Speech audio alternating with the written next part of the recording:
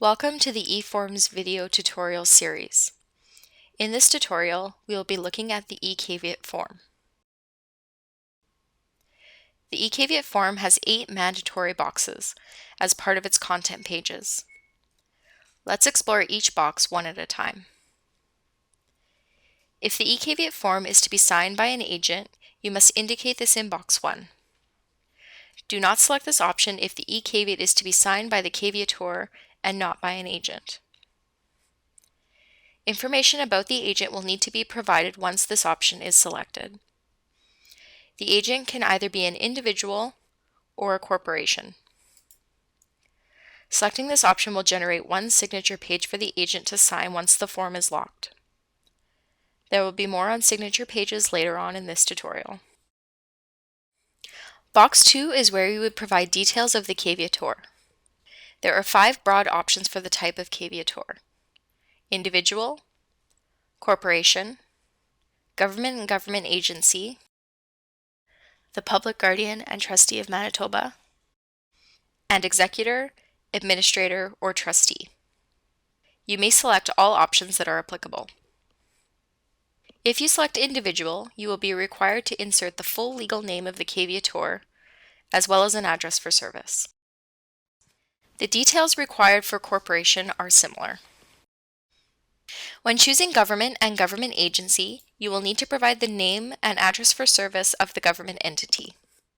Public guardian and trustee should only be selected by the public guardian and trustee for the purpose of giving notice in accordance with the Public Guardian and Trustee Act. The last option is executor, administrator, or trustee. As you can see, there are several options available here, including executor, administrator, bankruptcy, religious society, and cemetery trust. The information the form requires will depend on which option is selected. Box 3 and 4 work in unison to provide details of the estate or interest being claimed in the land by the caveator. There are dozens of caveat types to choose from, and each has a different set of required information. The choices that will be available will be limited by the nature of the caveator. There are certain interests, for example, that can only be claimed by a government or government agency. Currently, no options are available because no caveator has been properly defined in Box 2.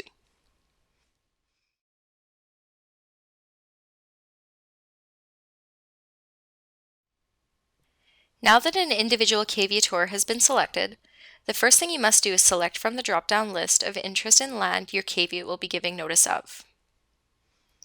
Once the estate or interest in land being claimed has been selected, Box 3 will adjust to show other information to be entered onto the form, some of which are optional and some will be required. If you select lease, for example, the available fields will reflect the need for information on the lease expiry. It will also give the option of entering details about additional rights created by the lease. Alternatively, for example, if you select an easement, the fields in Box 3 will change to reflect the need to provide the purpose of the easement.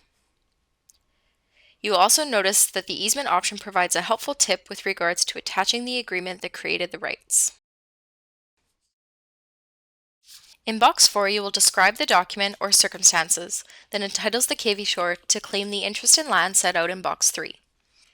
This could be the details of an agreement, including the parties and the date of the agreement.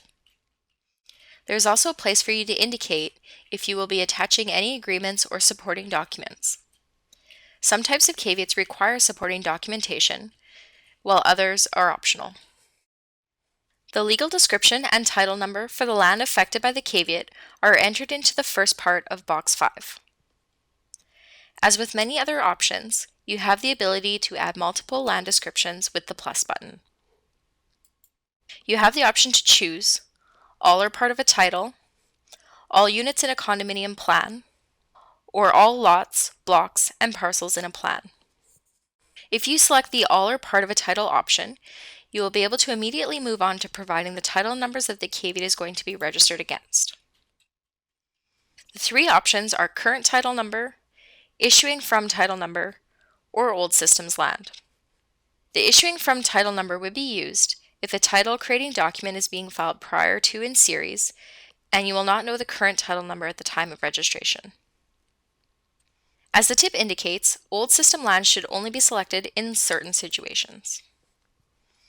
Choose whichever option is most appropriate, and then choose whether the caveat will be registered against all or only part of that title. If you select part, please remember that subdivision approval may be required.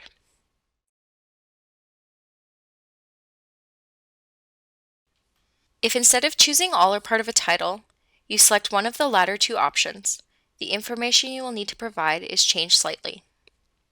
If you choose all units in a condominium plan, or all lots, blocks, and parcels in a plan, you will need to provide either the deposit number, if the plan hasn't yet been registered, or the plan number, if it has been registered, as well as the office name from the drop-down menu. You will have the option to select current title number or issuing from title number.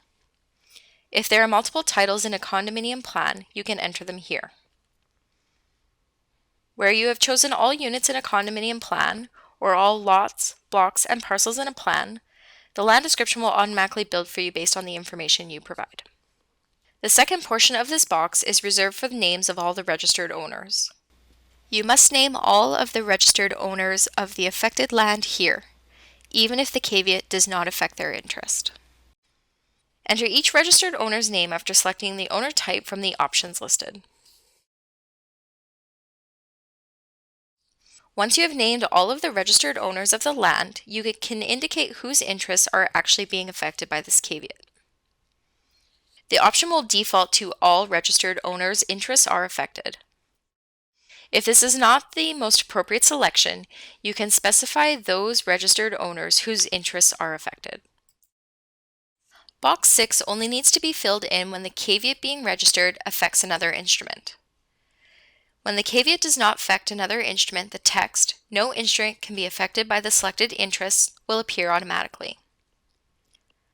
Let's go back to box 3 and change the interest to an assignment of lease.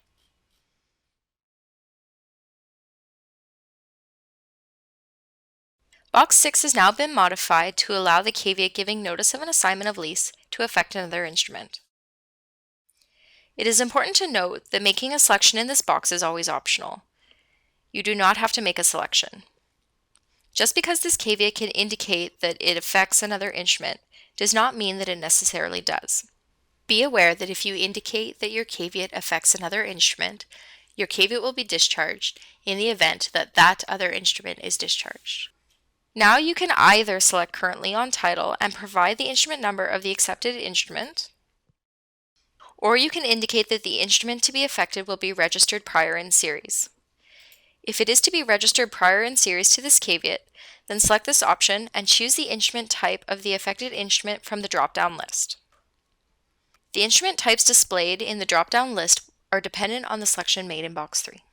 Similar to the previous box, box 7 is not always required. This will depend on the interest claimed in box 3 of the caveat.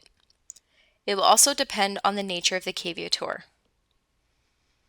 If it is determined that no Farmlands Ownership Act evidence is required, then the statement in box 7 will reflect this. The statements available will vary depending on whether or not there is more than one caveator. If there are 2 or more caveators, 4 statements will appear.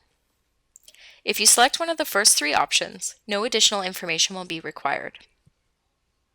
If one of the first 3 options is not appropriate, then select each caveator will give individual evidence. This will trigger the Farmlands Ownership Act evidence options to be provided on the signing pages for each caveator. If there is only one caveator, the statements available will vary depending on the nature of the caveator. Select the statement that is appropriate. Box 8 is the last box on the content page of the eCaveat form.